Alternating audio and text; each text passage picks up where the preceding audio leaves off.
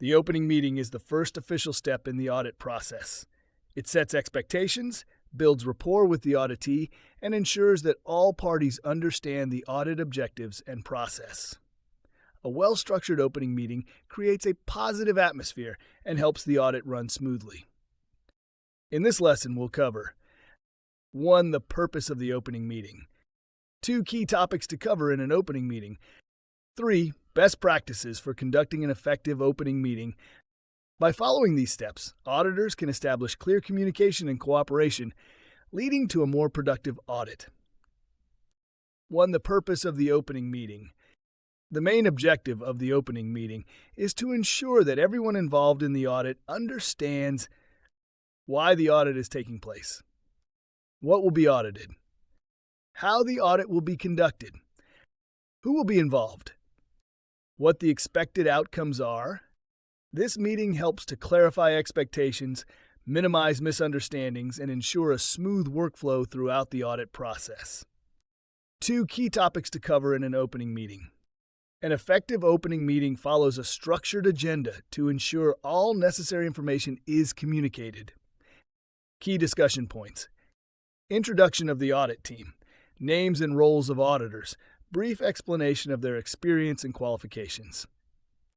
Purpose and scope of the audit. Explain the reason for the audit, e.g., certification, internal compliance, supplier evaluation, and define the areas, processes, or departments to be audited.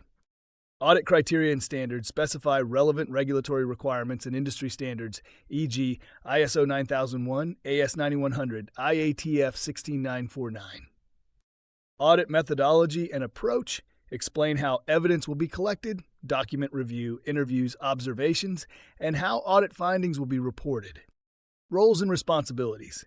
Define the responsibilities of both auditors and auditees, and clarify expectations for providing information and access to records. Audit schedule and timeline. Present the audit plan and key milestones, and address any scheduling concerns from the auditee team. Confidentiality and professionalism. Assure that audit findings will be handled professionally, and explain how confidential information will be protected. Questions and clarifications.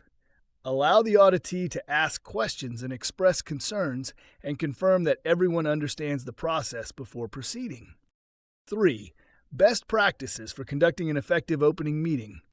To ensure a productive and professional opening meeting, auditors should follow these best practices. Maintain a positive and professional tone. Be courteous and approachable, emphasizing that the audit is a collaborative effort, not a fault-finding mission. Use clear and simple language. Avoid technical jargon or complex explanations, and tailor the message to the knowledge level of the participants. Engage the auditee. Encourage open communication and questions, and show interest in their perspective and concerns. Set realistic expectations. Be transparent about how nonconformities will be reported, and explain that corrective actions will focus on improvement, not punishment. Summarize and confirm understanding. End the meeting by recapping key points and confirm that everyone agrees on the audit plan and expectations. Key takeaways. The opening meeting sets the stage for a successful audit by clarifying objectives, scope, and expectations. A structured agenda ensures all key points are covered, including audit scope, methodology, roles, and confidentiality. Following best practices like engaging the auditee, maintaining professionalism, and summarizing key points helps create a positive audit environment.